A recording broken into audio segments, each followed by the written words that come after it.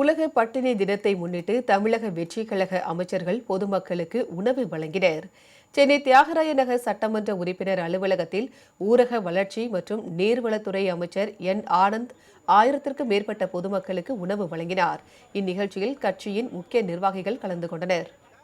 உலக பட்டினி தினத்தை முன்னிட்டு மாண்புமிகு அமைச்சர் பெருமக்கள், சட்டமன்ற உறுப்பினர்கள், மாவட்ட செயலாளர்கள், ஒன்றியம், நகரம், பகுதி, கிளை இவர்கள் அனைவரும் ஒன்றாக இணைந்து தமிழ்நாடு முழுக்க 234 தொகுதியிலும் இன்று உணவு அளித்து கொண்டிருக்கிறார்கள்.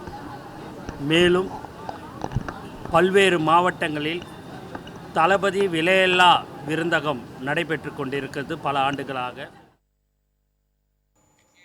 இதேபோல் சென்னை பசுமை வழிச்சாலையில் உள்ள அன்னை சத்யா நகர் பகுதியில் உலக பட்டினி தினத்தை முன்னிட்டு தாவேக சார்பில் பொதுமக்களுக்கு உணவு வழங்கும் நிகழ்ச்சி நடைபெற்றது.